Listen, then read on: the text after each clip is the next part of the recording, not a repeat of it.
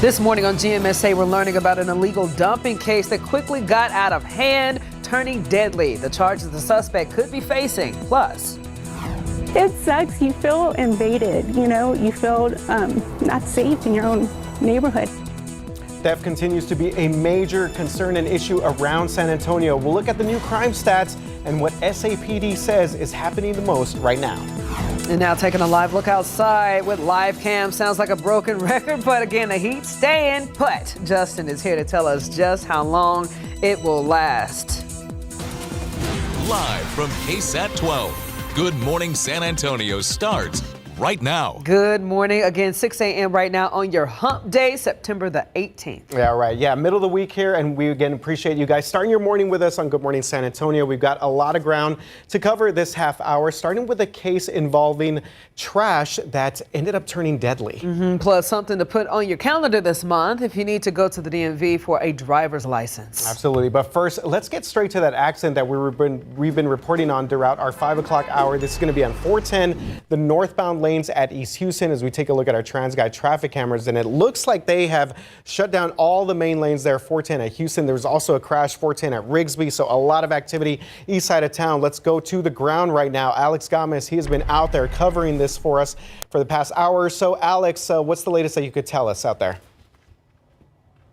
Well, it is getting worse out here, RJ. At one point, it looked like they reopened one of the lanes, but they just re-shut it back down. TxDOT Heroes now on scene, and they're helping out SAPD with this scene on just diverting traffic off of the northbound lanes of 410 onto Houston Street. So this is going to be here for some time because we do have TID, which is SAPD's traffic investigation unit. They just arrived on scene, so they're going to be here taking pictures and just getting all of the measurements to what happened. Usually they come out when there's serious bodily injury that happened to somebody out on a traffic incident. So as you can see, if I zoom out, traffic being diverted again off of 410 northbound because 410 northbound is going to be closed right at Houston Street.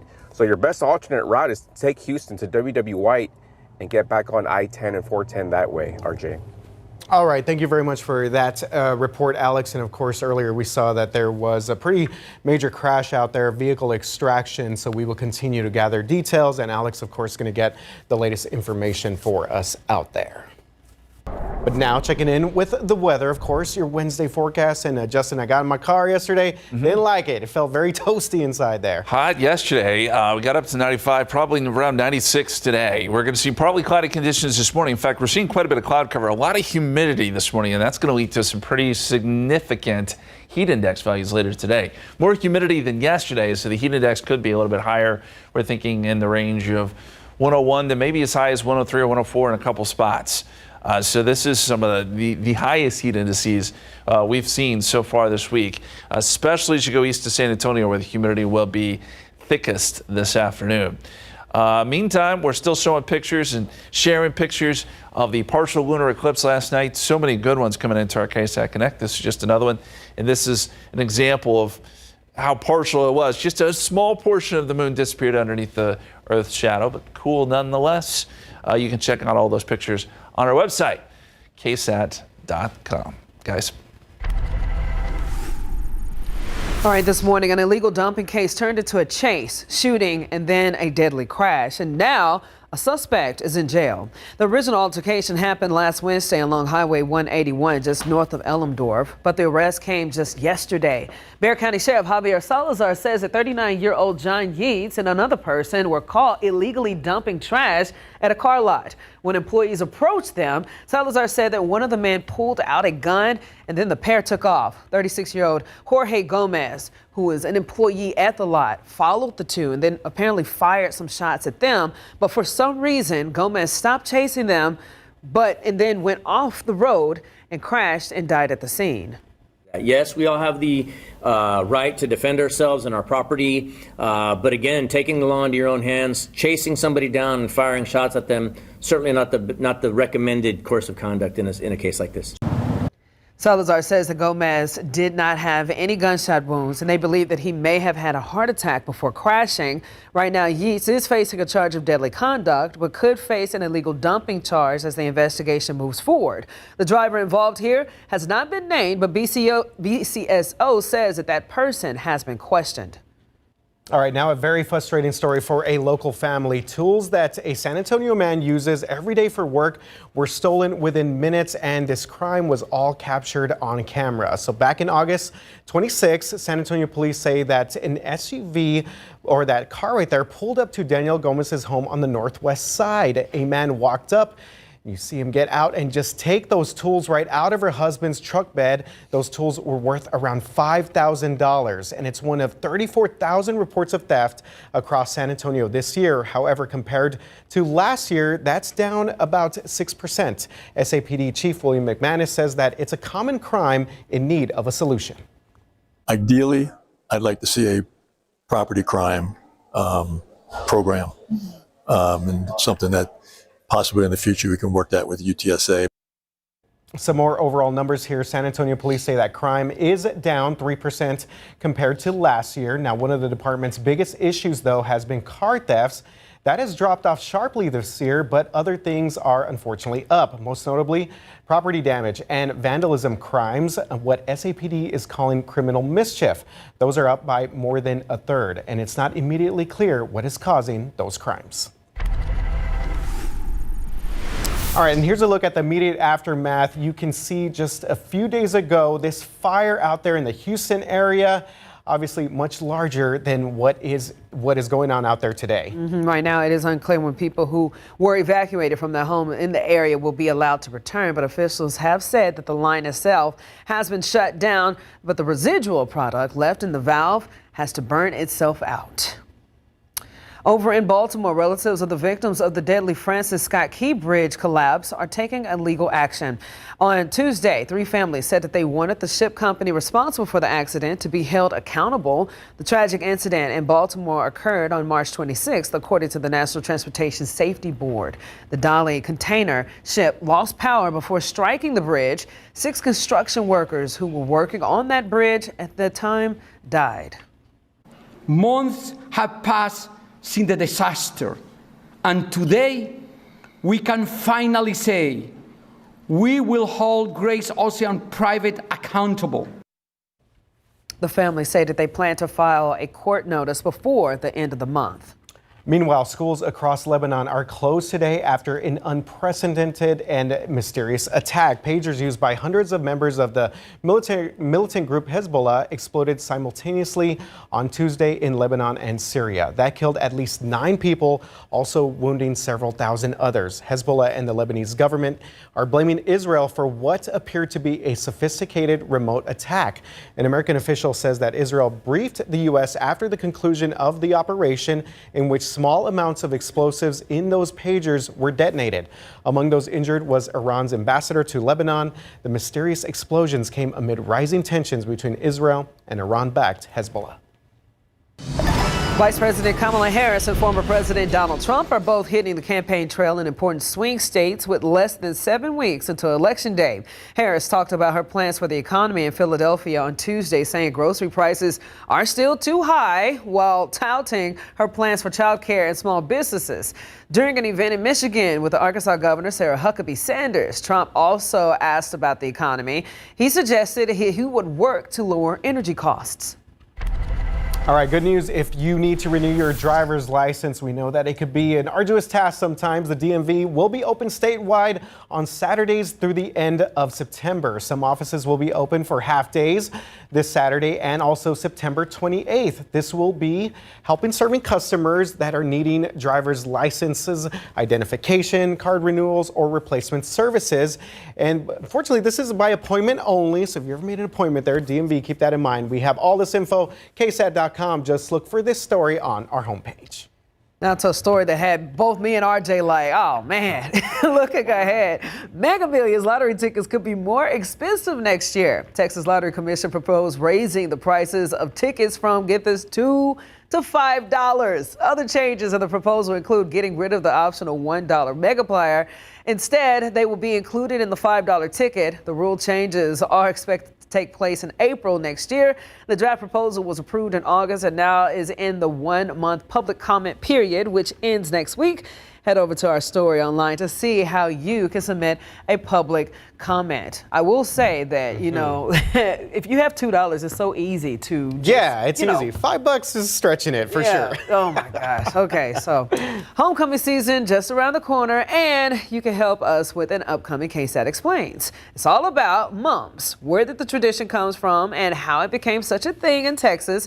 We want to see your mums, so please scan that QR code to go to the KSAT Connect website, upload your picture of a homecoming mom to the sports channel and under the high school football category. So I've seen a mom for the first time yesterday. Yeah? And I was like, wow, they are beautiful. They don't mess around here. Yeah. They don't mess around with the mums in Texas, especially when it comes to homecoming. So I don't know if this episode has a title yet, but I'm calling it Mum Madness. Hey, there you go. All right, before we go to break, yes, we are gearing up for this year's Head for the Cure 5K.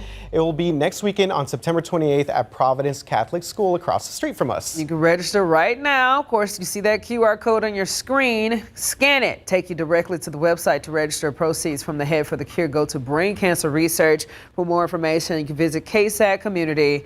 Yeah, and of course that event honors our longtime news director who passed away, Jim Boyle. So make sure you make it out, and of course get those teams ready for that Head for the Cure. Definitely. All right, 6:11 right now, 79 degrees outside. Still to come at 6:30, interest rates could drop for the first time in 4 years. What could happen today at the Federal Reserve meeting? And up next, Instagram, y'all, has a new safety features to protect teens. Why some advocates, though, believe that it's a little bit too little, too late. Going out to live cam right now. Take a good look at San Antonio. You already know. Thanks so much for waking up with us. We got everything you need to know before you get out on the roads. Up next, we're going to talk about a mess that's on the road right now. Alex Gomez is on the ground, so he'll have everything you need to know about where to avoid as you go to work. 6:15, welcome back to Good Morning San Antonio. Well, this morning, Instagram has unveiled new features to protect teens who on average spend more than 3 hours a day on social media. But the child safety advocates say that the protections are a little, too late. This morning, Instagram rolling out a sweeping overhaul that limits content for teenagers and beefs up parental control over the app. Things like who can contact them, what content they see, and how much time they spend on their device. And we've built things like making sure these are all private by default. There's restrictions on who can message your teen. There's content restrictions so that they see less inappropriate content. Teens who already have an Instagram account will automatically be enrolled in a so-called teen account. And anyone under 16 will need a parent's permission to change the settings. But what if a teenager lies about their age? If a teen's on our platform, they see these protections coming in, they try to set up a new account, an adult account, we're going to ask them to verify their age. If they try to change their age to an adult age, we're going to ask them to verify their age. Instagram parent company Meta confirms that it will not require teens to obtain parental permission to create an account. Some child safety advocates say the new features don't go far enough.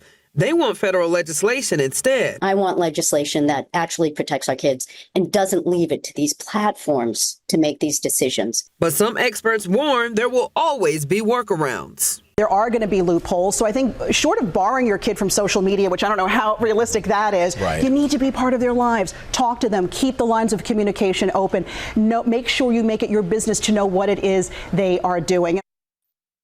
Very important to always monitor this. If you're a parent, I know you're stressed out and I know you can't hide from it. It's social media is just part of the daily lives now of all of us, pretty much. Be careful. All right, we're going to take you out back outside with TransGuide traffic cameras here, your traffic authority, as we take a look at a major incident east side of town. It looks like all the main lanes there, 410 northbound at East Houston, have been shut down due to a crash overnight. It's happened, I would say, a little bit just after 5 o'clock this morning. Now, only this incident, but also 410 northbound at Rigsby Avenue have a crash there as well. So Alex Gomez has been out there at the scene. Right now, he's gathering more details, and we'll continue to check in with him a little bit later on. But again, east side of town, major mess if you're headed out to work right now. 410, basically Rigsby all the way up to East Houston. Traffic being diverted right now, guys. Not fun out there on the east side right now. Yeah, they are definitely stuck. So hopefully everybody's just staying safe out there. Be patient while they work to clear this out. Patience. Justin. Yeah. Got a good one. Ask Justin. There it is. As we learned earlier, was what is it? waiting As for the it. crow flies? As the crow flies. As the crow flies. That's actually my first trivia question. Have you heard that saying before? Apparently, I was the only one here at the desk. But as the crow flies, which two Texas cities are farthest apart? Is it Dalhart and Brownsville, El Paso, shout out to your hometown, and Texarkana, El Paso and Beaumont, or is it Dalhart and Beaumont? And if you're not familiar with Dalhart, it's up in the northwestern part of the Panhandle. It's like the little corner, isn't it? In northwest of Amarillo, yeah. So you're talking the extreme points, which these are all these cities are far apart, okay? Yeah. So this is kind of a tough question if you're not looking at a map. But so far, Dalhart and Brownsville winning. And you can vote. KSAT.com/poll. Scan the QR code. Interesting. I didn't know where Dalhart was, so yeah, right now it seems like the folks with Dalhart. Okay. Down to the valley. Down to the valley. We'll see. We'll reveal the answer coming up here in just a little bit. So you guys be thinking about it. All right. We'll jump into the forecast here. And yes, there's the question one more time and your choices. But let's take a look at the national extremes yesterday. Coldest place in the country, California, actually. You're going to go into the mountains there. And it was right there, Mammoth Lake, California, 20 degrees yesterday morning. But then by tomorrow or yesterday afternoon, where was the warmest place in the country? I promised you it would be Texas, South Texas, the Rio Grande Valley, Rio Grande Village, actually, 105 down there. Now, it wasn't as hot here in San Antonio, but hot nonetheless. And I think Texas could be the hottest place in the country yet again today. There was an 85-degree difference between the high and the low yesterday across the country. Pretty impressive. All right, high temperatures here today, 96 here in San Antonio, 97 in LaGrange, 95 Uvalde, 97 Carrizo Springs. You're going to see temperatures like this basically today and tomorrow. But the problem is the dew point is so high. The air is thick this morning if you've been outside. Dew points are a little elevated, more so than they've been the last couple of days. Part of that's due to a better southerly wind.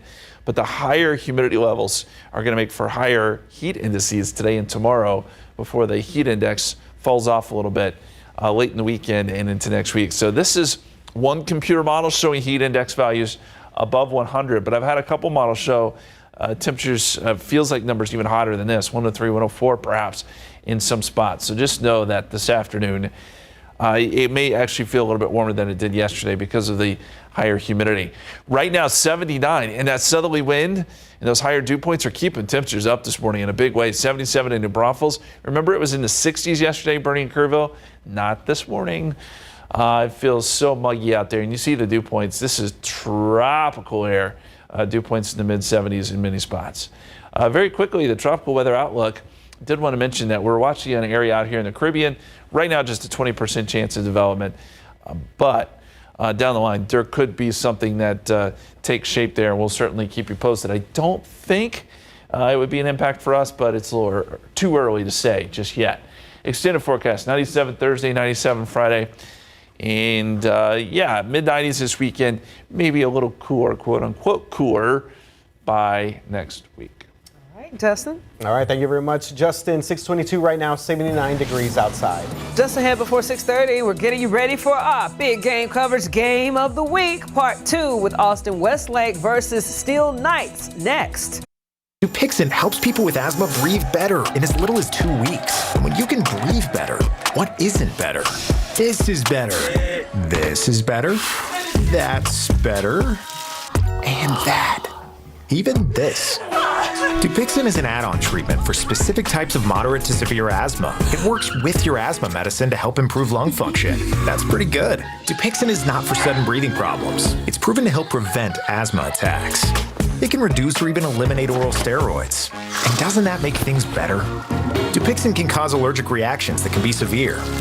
Tell your doctor right away if you have rash, chest pain, worsening shortness of breath, tingling, or numbness in your limbs. Tell your doctor about new or worsening joint aches and pain or a parasitic infection. Don't change your stop asthma medicines, including steroids, without talking to your doctor. When you can get more out of your lungs, you can do more with less asthma. And isn't that better? Ask your doctor about Dupixent, the most prescribed biologic in asthma.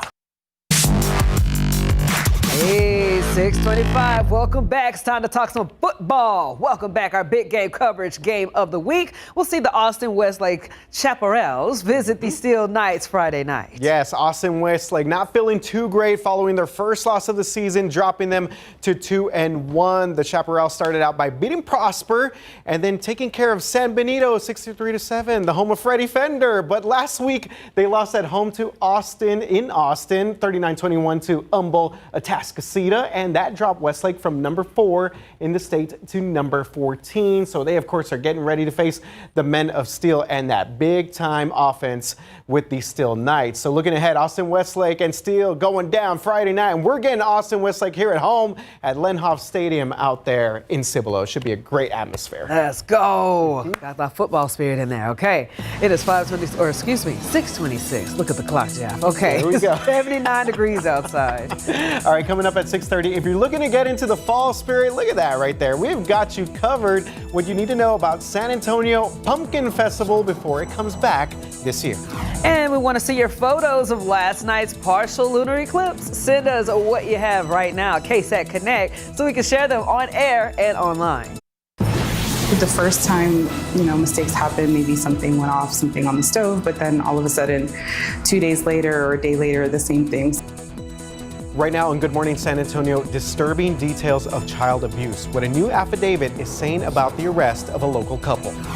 Plus, 2 weeks after 6 children were thrown from a moving vehicle during a crash, we'll hear from a local nonprofit that is helping with the demand for car seats.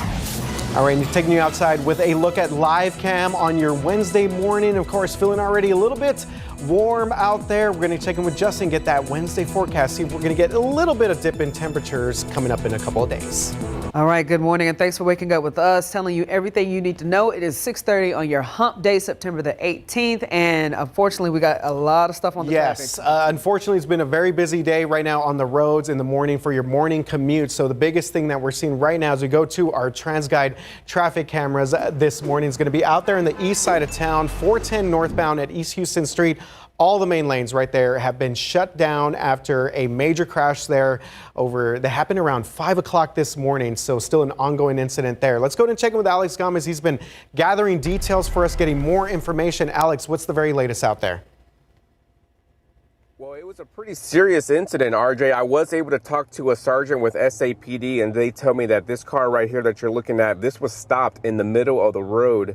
According to a work truck that was traveling behind it, it ended up hitting this vehicle, and that's what caused this accident scene right here. So the woman inside this car, she was actually taken to SAMC in critical condition. In fact, she was unresponsive, and they had to use the jaws of life to get her out of this car. You can see all that damage right there, but we do have 410 northbound right at Houston Street still blocked off right here. Your best alternate route right now is to take WW White Road all the way up to I-10. You can get on 410 that way as well, but that's your best alternate route. The sergeant here tells me that he expects this to be closed for at least another 2 hours, RJ. Okay, so major accident out there for all of our drivers that take 410, maybe east side of town, maybe going up to take the kiddos to school, Sam Houston High School, around those areas. So we'll continue to follow this. Thank you very much, Alex, for that brand new information to start our 6:30 half hour. All right, we've been getting lots of pictures from last night's lunar eclipse. This is yet another one coming out of Uvalde. And they all look great. And you can see where we had the Earth's shadow there on the upper part of the moon. Maybe you checked it out last night. It was around 9:45 p.m. where we saw that peak. But a ton of pictures. If you want to check them out, as we said, on KSAT.com, it's worth a look. And as we look at the KSAT 12-hour forecast, it is going to be very hot today, 90 degrees. 96 is where we end up. But it's the feels like number that's going to be the big story today, even bigger than the last couple of days because humidity levels are much higher today than they've been last few days. So that's going to push that heat index higher. It feels super muggy if you've walked outside. And it'll be that way today and tomorrow before humidity levels finally drop off a little bit and temperatures thankfully drop off a little bit. We'll talk more about that forecast, and we'll have the answer to our trivia question coming up in just a couple minutes.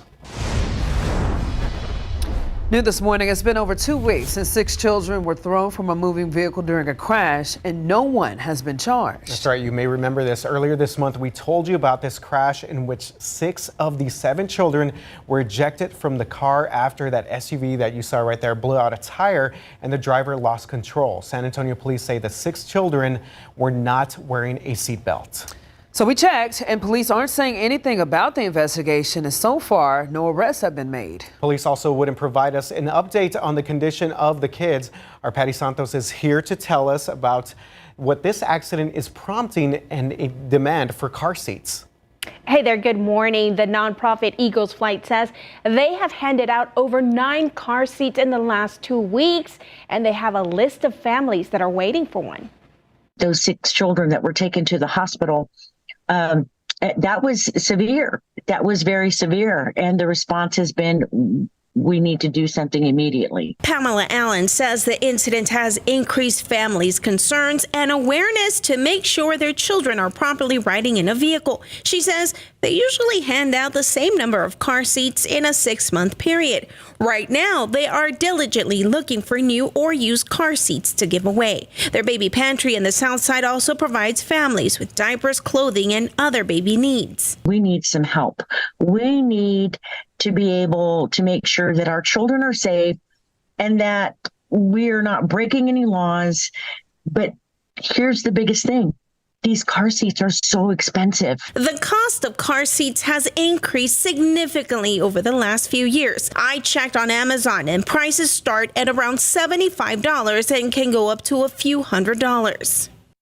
All right, so if you can help the organization or if you need help, we have information on our website. You can also try calling 211 and they can connect you to organizations that might be able to give you a car seat. Now, we do want to tell you some of them might require parents to take a class. Jeff, RJ? Thank you, Patty. After 3 years, the man accused of causing a crash that killed an unborn baby is finally going on trial. Constantino Tristan Coronado is charged with manslaughter, 2 counts of aggravated assault and aggravated assault of a public servant. This case linked to a crash that happened on South Side on San Antonio back in May of 2021. The state argues that Coronado caused a crash on I-35 at South Zarzamora, and while he was running from that, he is accused of hitting another car who stopped for an oncoming ambulance. What happened is the force with which Mr. Coronado hit her while he is fleeing forced her across into oncoming traffic, and she was hit head on by an ambulance that was running code in the opposite direction. The woman driving that vehicle, April Levine, was 8 months pregnant and had a 1-year-old in the back seat. The woman, her child, and the paramedics all suffered injuries, but the woman's unborn son did not survive. As the defense say, they say that this is just a crash and not a crime. They said that Coronado was the one hit in the first crash and that he was trying to turn around to get back to the vehicle that hit him. Also, the defense said that Levine didn't pull to the side to let the ambulance go through and was in the middle of the fast lane. If convicted, though, Coronado is facing up to 20 years in prison. There are still many questions this morning surrounding the arrest of a couple accused of putting their children in danger. The charges so far against 26-year-old Lisa Olivo and her 41-year-old husband, Luis, have to do with child endangerment. An arrest affidavit says that the mother failed to give her 20-month-old daughter seizure medicine. The child then died in March of last year. Meanwhile, Luis is accused of abusing their 5-year-old son by holding his head under the water. The affidavit also says that his wife admitted to starting a series of fires in their apartment earlier this year, including one in a closet that was used as a bedroom for the boy. The little boy, I always felt really bad for him. She was so mean to him. She would just yell and say really ugly things to him.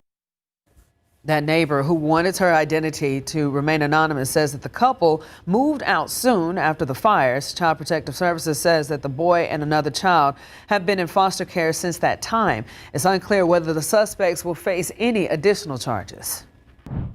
Well, this morning, a man is expected to be okay after, get this, being shot at almost a dozen times in downtown San Antonio. You saw this as breaking news yesterday. It happened just after 5 p.m. on South Bowie Street near River Center Mall. Officers say that the 34-year-old man was shot, possibly during a robbery. One of his injuries was to his head, but he is expected to recover. So far, it's unclear if the man who was shot is a victim or a suspect in this case. Looking ahead, the Federal Reserve is meeting today and is expected to reduce interest rates for the first time in about 4 years. Many analysts predict that they'll reduce rates by 1/4 percentage point. Some investors hope half. The worry is that the Fed's efforts to lower inflation could go too far and result in a recession. If the Fed nails this, if they manage to cool the economy down without sort of sending it careening off a cliff, we're all going to feel that, because it means the job market will stay stronger than it otherwise would. Unemployment won't shoot up as much. A strong economy means a higher standard of living, so today's Fed meeting is high stakes for Americans. A more direct impact is that the rate cuts make it less expensive to repay certain loans. And before we go to break, September is Hunger Action Month, so why not take the time to give back to our San Antonio Food Bank and the folks out there. Right now on KSATcommunity.com, learn how not only to donate, but also advocate for and support those that are in need in our community. Always some good stuff going on with Eric Cooper and the San Antonio Food Bank. All right, Japhanie, 6:40 right now, 79 degrees outside. All right, you guys can help us out this morning. We want to see your photos of last night's partial lunar eclipse. Send us what you have right now, KSAT Connect, so we can share them on air and online. You still got some time.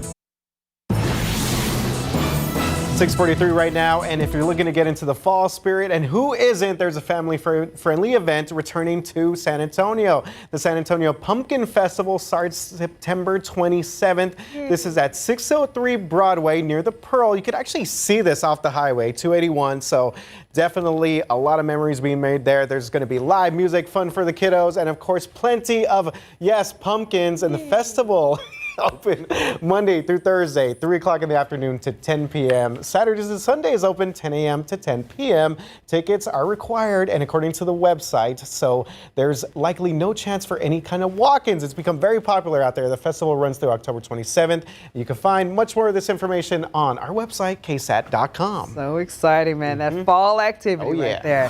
Okay, so did you get a chance to look upside or up at the moon, at the sky at all last night? Because if you did, you got a chance to see this cool thing right here, partial lunar eclipse. Some of our viewers shared their pictures with us on KSAT Connect. Some of these photos, so clear, great camera work, guys. A lot of them were taken with their smartphones. We have one from Elmdorf. Someone in Seguin shared their photo. Of course, look at that. I mean, there you go, right there. Look a little shady up there. I like the one that looks like a little, like a cookie that's had to take a little bite. It did. Hey, I mean, of the top corner. It's really cool, though. I love the fact that these phones can do so much, and some phones are so clear that it's kind of scary. But thanks so much for sending your pictures in. Keep Love our viewers sending in stuff to KSAT Connect, of course. All right, we want to update you on the situation on the east side of town as we take a look at your traffic authority or TransGuide traffic cameras. And again, all main lanes 410 northbound at East Houston have been shut down after a major crash happened around 5 o'clock this morning. So let's go ahead and check in with Alex Gomez. He has been there throughout the entire duration of this crash. Alex, what's the very latest out there? Well, check this out, RJ. You can see SAPD still on scene in TID. That's their traffic investigation unit. They're just walking the streets looking for any brake marks, taking pictures, taking those measurements, because this is still a pretty active investigation on what happened, on why this was caused. But again, 410 northbound at Houston Street, still going to be closed down. The northbound lanes are going to be closed actually all the way back to about Rigsby. So it's a pretty serious closure. That's why your best alternate route right now is just to take WW White Road all the way up. That actually runs parallel with 410. And then you can hit I-10, or you can get back on 410 that way. So again, the WW White Road, your best alternate route, because the sergeant here tells me that he expects this to be closed for another good hour and a half at least, RJ. Alex, and I know just for viewers who are checking in right now, as the driver, what's the latest with the driver of that particular vehicle right there?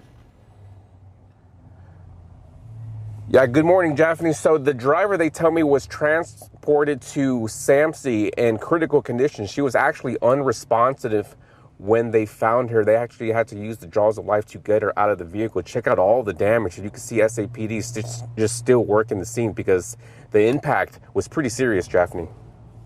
Thanks so much, Alex. All right, thank you very much for that update, Alex. And again, some major traffic troubles out there for our drivers east side of town. We'll continue to update you on KSAT.com as well. And check out for some push alerts from our newsreader app as well on that. Switching gears now, is it time to just ask Justin? It is. It's time to reveal the answer. So, as the crow flies, which means the shortest distance between 2 points in a straight line. Something, yeah, there we go. Which two Texas cities are the farthest apart? Is it Dalhart and Brownsville, El Paso and Texarkana, El Paso and Beaumont, or Dalhart and Beaumont? You guys want to render a guess here? Yeah, so I am looking, in my brain, I'm thinking from north to south, and I know Brownsville is at the very bottom. Correct. And what is it, Dalhart, right? Dalhart, yeah. Very top. So I'm going to pick that particular line is longer than this particular line. So. Okay, I'm staying true to my roots out there, 915, all my El Chuco peeps out there. So I'm going El Paso to Beaumont because I've actually done that drive before, and it was long. Yes, they have the famous sign that shows the mileage. Yep. Okay, actually, our viewers very smartly are correct. Nice. Congratulations. Dalhart and Brownsville is the winner. If you're looking at the distance, again, we're talking straight line here, not roads. 762 miles. El Paso to Beaumont, not far behind, RJ, 743. Oh, yeah. El Paso to Texarkana is 731, and Dalhart to Beaumont is 638. So well done. Yes, that is Texas is just a massive state. Really, it takes longer to drive across Texas than it does really like half the country. But anyway, rainfall potential over the next 7 days. Speaking of our beautiful state, well, there's not going to be much here. We have high pressure that's been in control, and that really is directing everything up and around and away from us. So there will be good rains across the northern plains, out east, just not here, I'm sorry to say. And not only that, it's going to be blazing hot. 96 today, 97 tomorrow, 97 on Friday. Today and tomorrow, though, humidity levels will be very high. You feel it if you're going outside right now. That'll push heat index values up to near 103. The average high, by the way, is 90. Thankfully, temperatures do drop off a little bit as we get into the weekend and next week. Outside right now, 79. Everyone's in the 70s. The sticky air is allowing or causing temperatures to stay elevated this morning, and those dew points are in the 70s in most spots. So as we get into the futurecast here, high pressure really in control, still in control, but it does start to shift east a little bit. And I think that happens late in the weekend, early next week. We get some troughing occurring, and that doesn't necessarily put a front through here, but it will, I think, allow for temperatures to come down a little bit. And as I've been saying, it's baby steps, right, as we get into fall. Every little bit helps, but you will not feel it next couple days. 97 Thursday, 97 Friday. The weekend still hot, but low 90s Monday and Tuesday. And by that point, we will officially be in fall, and we'll take our pumpkin spice lattes and go outside and enjoy the 93-degree cool down. Hey, let's go put some ice in it. Well, wait, it does have ice. We'll take it. Thank you, Justin. 6:50 right now, 79 degrees outside. Up next before 7, Amazon wants to give you a head start on holiday shopping when their big deal days are coming back this fall. Taking a live look outside. Before you go, you already know we're telling you everything you need to see before you head out to the roads. Of course, more of an update on that traffic condition and more wrapping up the show. You stay with us. Welcome back. 6:53 right now. Coming up later this morning on GMSA at 9, we're heading out there to Bulverde and a cat sanctuary that's working to solve the feral cat problem here in the Alamo City. Sarah Costa went there to see what they're doing and how you can help out as well. Plus, Science with Sarah back with another fun experiment. This morning, she will be showing 5th graders how to make balloon thermometers. So be sure and tune in this morning at 9. Always a good time with Science with Sarah. And before you go, Amazon says that it wants to help you get a head start on your holiday shopping. Prime Big Deal Days return on October the 8th and 9th. 48-hour sales event offers Prime members exclusive access to deals across a number of popular categories. And already thinking about holiday shopping here. Hey. So this is the 3rd time that Amazon has hosted a Prime Day style event during the fall season. Let's go. All right, out to traffic real quick. Yeah, let's check out our TransGuide traffic cameras throughout the entire morning. We have had this major incident. You saw earlier it was a major crash out there, sent one person to the hospital. Loop 410 northbound at East Houston Street. All main lanes there are still shut down. So let's go ahead and check in Alex Gomez. He's been out there for us all morning. Drive cam. Alex, any more details you can share before we get to 7 o'clock? Well, it's getting a little bit brighter out here, RJ. If I zoom in way up front, I can see the work truck that was involved in it. It looks like it's one of those heavy-duty commercial trucks. So this is a larger work truck than was previously imagined. And you can see right now they're cooperating with SAPD on why this accident happened. But it was first reported that the car was actually stalled out in the middle of the road, and it was hit by that pretty big commercial truck right there. So again, that woman was transported to SAMC in critical condition, but 410 northbound is going to be closed at Houston Street. Everyone's trying to use that frontage road, but your best alternate route, use WW White Road. That's going to take you all the way up to I-10, and then you can avoid this closure because again, 410 northbound lanes are closed this morning, RJ. All right, Alex, thank you very much for gathering all that information for us throughout the morning as people make their way throughout the east side of town. And we'll get more information during our cut-ins on this accident. And we've got some clouds out there this morning. It's humid. 96 is where we end up this afternoon, but it will feel hotter than that. Heat index values most certainly jump up above 100 this afternoon. It'll be hot next few days. We do anticipate a little bit of a quote-unquote cool down as we get into next week. A little bit of a pattern shift, and hopefully somewhere down the line there we can put in some rain chances. But as of now, this is a rain-free forecast. It is okay, man. We can handle it. Where's the crow going to be flying? That's the question. All right, guys. I'll see you guys at GMSA at 9. Bye, y'all.